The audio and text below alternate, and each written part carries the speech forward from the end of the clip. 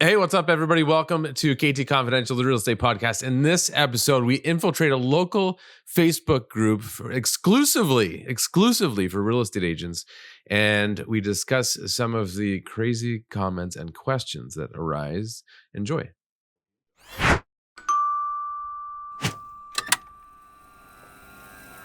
Now, welcome back. Welcome back. Nice to see you again. Yep. So today we are addressing several comments that came up on a local, it's a Facebook group exclusively for real estate agents. It's a private group. It's not local. No, it's like nationwide. Yeah. Did I say local? Yeah. No, I didn't. You did. Well, we're going to go back once this is published and see if I did. And prove yet again that you're wrong. Prove that I didn't.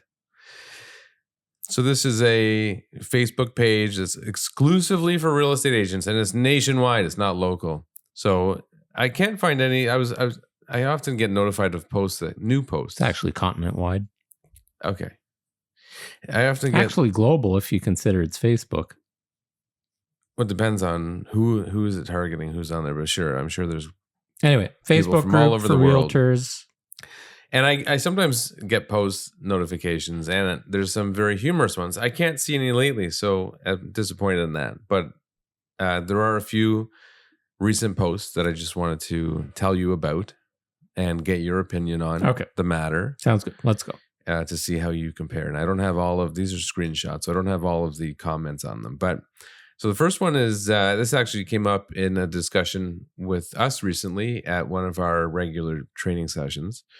And so this person is posting on behalf of somebody else, and he says, an agent in my office came to me with this dilemma. He has, or it doesn't say he or she, has a potential listing delayed due to a cracked foundation/basement leak. Repairs are done, and the seller doesn't want to disclose.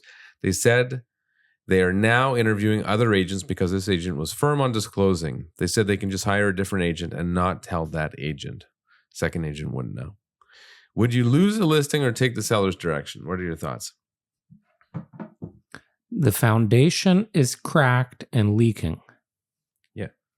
Are they having it properly repaired? That's a good question. So it's I can't answer it until I know that answer. Well, let's assume they're done properly. Okay? It says it's been repaired. So, I mean, this is important for somebody that has this sort of issue. Should they disclose it? Well, I mean, it depends on the severity of the actual crack. Is your foundation crumbling? If it's just a crack and it's leaking and you get it properly repaired, there's no need to disclose that. Well, not only is there no need to disclose, I mean, the premise there is if it's fixed, it's fixed. Right. But you would want to disclose it because, I mean, first of all, cracks are common. Yep. Almost every house will have a crack. Most of the repairs will come with a warranty. Exactly. So assuming you did the repair correctly. And a keen eye or a home inspector potentially will reveal that there was a repair there anyways. Oh, most of these repairs are blatantly obvious. Yeah. So unless you replaced all of the insulation to hide all of the drywall if it's finished. If there's drywall, all of the drywall. Reparge the whole exterior of the exposed part of the foundation. Well, if it's just injection, depends on the repair. I had a cracked foundation. Did you? You got it repaired? Had the epoxy injected before I finished the basement. So would you disclose it? No. No, because it's fixed. It's fixed. Right. It's fixed 10 years ago. So I don't know why these people are making such a big deal, but unless they're not telling us the whole story. I think there's a missing part of the story there. I imagine and quite frankly, look, we meet with a lot of people that interview us to help them sell their property. If I had a seller sitting across from me and they said that we specifically do not want this disclosed, my antenna, my Ariels will shoot out of my big ears real fast. What else are you hiding? Why? Why don't you want the... Why? Yeah, I agree. Like if somebody's going to be shady at that stage of the equation, do I, as their legal representative, want to be involved with somebody like that? Right. That's the question mark. Not enough information to give you a full answer. Unrelated to selling or buying, this is more perhaps for real estate agents, but it would be helpful to get the input from everybody, including you. Do you think door knocking is dead in 2024? Am I responding as a consumer or as a realtor or as a realtor's coach? Well, there's really only one answer. Okay, as an individual, realtor hat off, I hate people that knock on my door. Mhm. Period. Mhm. Either we don't answer it or I answer it and don't expect a friendly person. As a realtor, but more specifically in my current shoes as a realtor coach, I will only encourage somebody in sales, but specifically a realtor, because that's what we're talking about, to go door knocking if there is a specific reason. Not just, hey, you thinking of selling or you thinking of buying? Here's my card, or, something of that nature. Where I think it becomes a little bit more acceptable is, as an example, if we have what we call our neighborhood open house, and we're catering it in some capacity. There's some fresh cannolis, there's some white wine, and you want to invite the neighbors over to give their opinion on the home, opinion on the price, let them know this is coming to the market, and apologize for the street traffic that it's going to create. And then you just knock in a very friendly way and give them an invite to this event that's specifically for those people. There's got to be a reason. And even if there is a reason, there are going to be people that open their door and they're not happy that you're there. Sure. That happens all the time. So I don't know. There's better ways of door knocking through your phone. Well, through social media. We had one house where they were always slamming the door in our face, and then eventually they hired us. Yeah. So from the perspective of, just in general, should we tell that story? Sure. So back in 2012, you remember the year? Yeah, it was a year after we got into business. Is that the year we did the party? Yeah. Okay. 2013.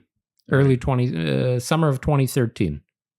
So 11 years ago, we decided, it was just Adrian and I. We started as a team of 2, but we were full of energy, and this was pre-kids. Yeah. And we're still full of energy. That's true. Especially me. Yeah, especially you.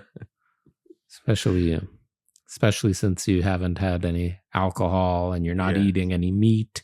Yeah, no caffeine. No caffeine. Limited caffeine. Yeah, you're full of energy. Wonderful, joyous energy. Anyways, so in 2013, we decided we were going to have a street party because we owned the Facebook group for the community that we lived in. We said, we're going to start, in the real estate world, they call it a farm. We're going to start a farming area and become the specialist, the go-to of our neighborhood. We knew it well. We lived there. We knew all the models inside out, the square footage, the upgrade options, the costs. We knew everything about the neighborhood. And we had the Facebook group, Hawthorne Village on the Park.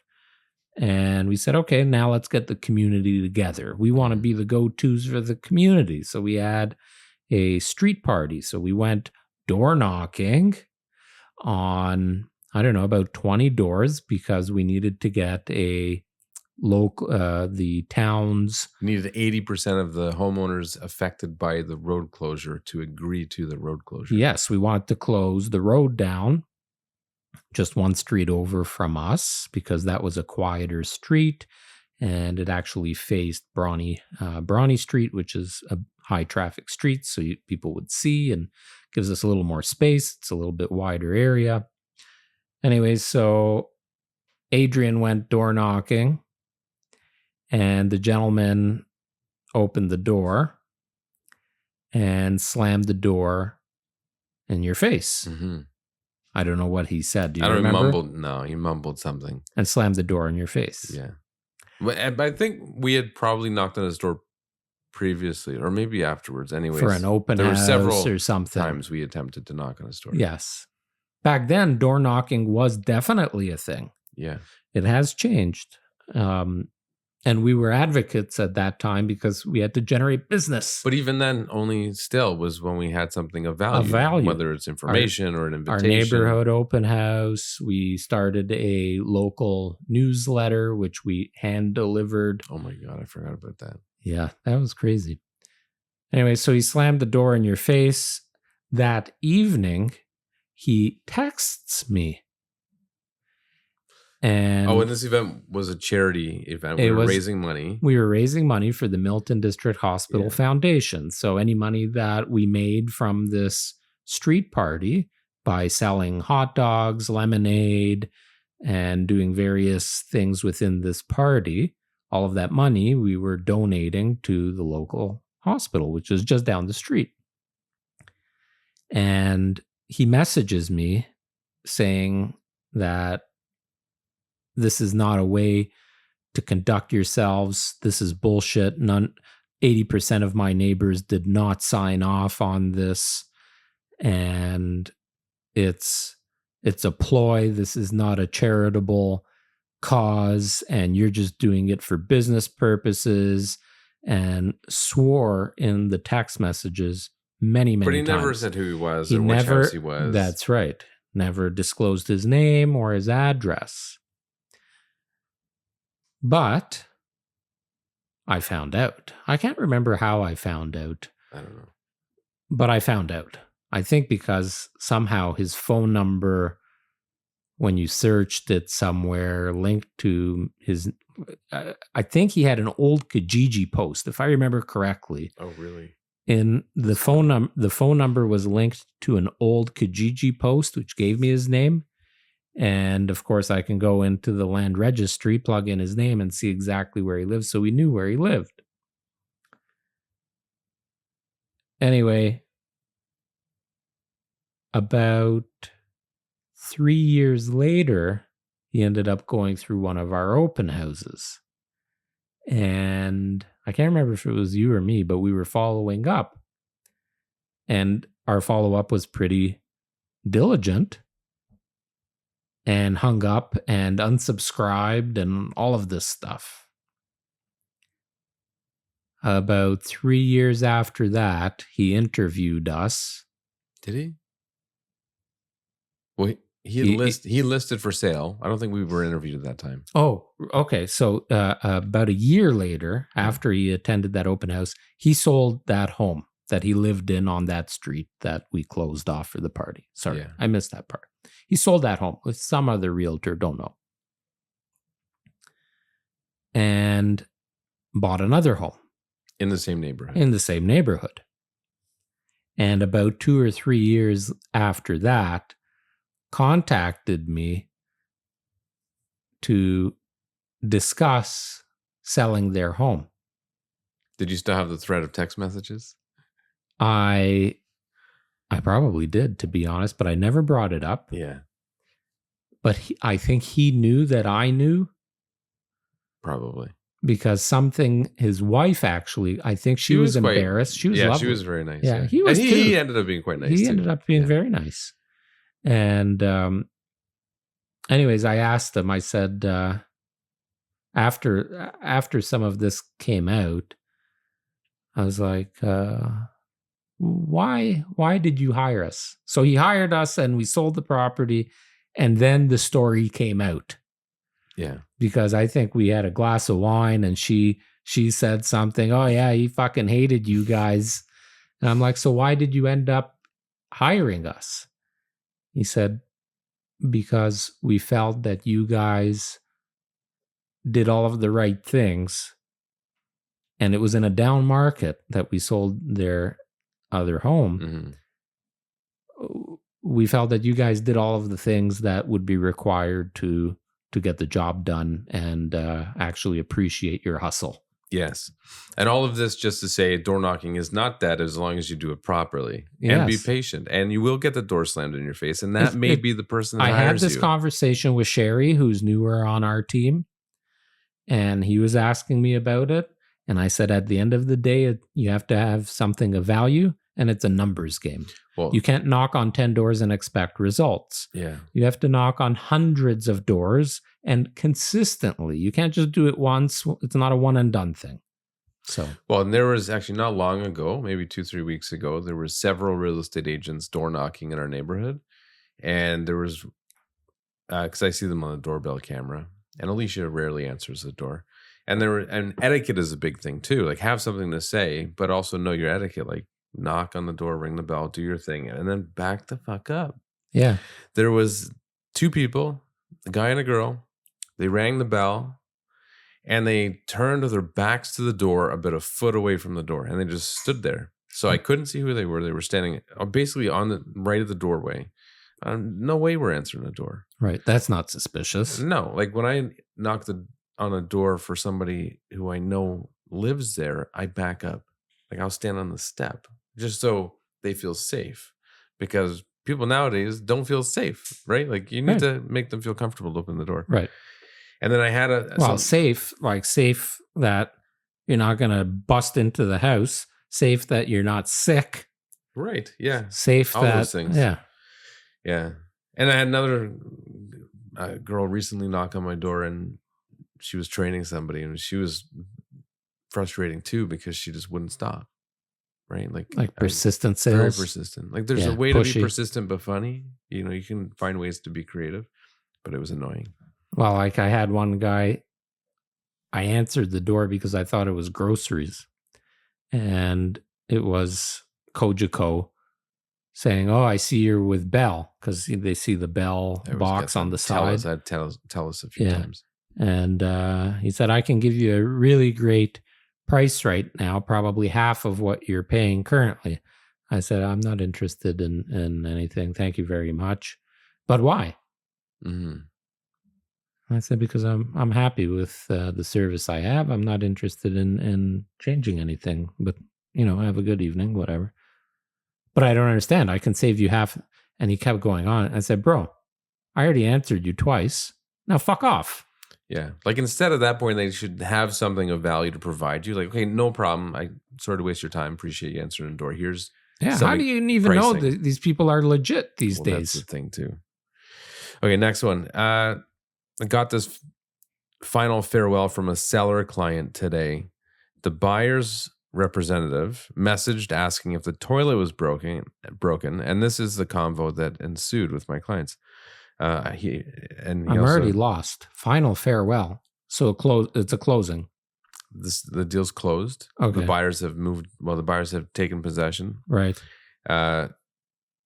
So he gets a message from the buyer's agent. This is a screenshot of their text. "Hey guys, the new owners are in there. They're asking if the main toilet is broken. Is there any trick to get it working?" And then the seller wrote back saying, "Why don't you ask the fucking people who installed it in the first place? Leave me out of this bullshit group chat and fuck off." I guess he has a great relationship with this client. This is the seller and his client. And then he put here, "I found out later that the seller took a huge shit for the new owners. Classy way for a disgruntled seller to go out." But my point there is, what are your thoughts on... I lost a little bit of that. That's okay. It was a bit confusing. But what are your thoughts on new owners taking possession and then having a ton of questions? Like, what's the code to the garage door opener? Oh, I thought you were going to ask who's responsible for the toilet. No, because there's too many variables. We don't know when they got the keys, what the warranty clause, if any, was. More just the fact of new homeowners... The sellers have no responsibility to answer anything after closing. No, period. Right. out of courtesy as a seller, leave a little note. I have this tip for all of our sellers. Leave a little note that says where the mailbox location is and what the number is. That question comes up very often. Mm-hmm. That's probably the number one. Any codes to doorways, so the entrance from the garage into the home, or if there's a keypad anywhere to allow access. Or instructions on how to reset it. Or just fucking Google it yourself. Well, that's it. Do you know how many agents will message me and say, do you know what the master code or the lock code is? And I ask them, have you Googled it? Right. And then there's no response. Yeah. Like, why am I your chat GPT? Right. Why am I google.com? I agree. I think more agents need to provide these answers to their clients. But just going back to the toilet thing, if the property is closed and the next day they find out the toilet is not working, well, you should have done a visit just prior to closing to make sure it was working, because after closing, if there's no warranty, which usually there isn't, you're shit out of luck. That's a good way. Let's just end it there. All right. Okay. Bye. Bye. Thanks for watching. Hope you enjoyed this episode of K2 Confidential. If you did, make sure you subscribe so you don't miss out on the next episode. And leave a comment. Let us know your thoughts on the discussion today. And if you have any questions that you'd like addressed in the upcoming episodes.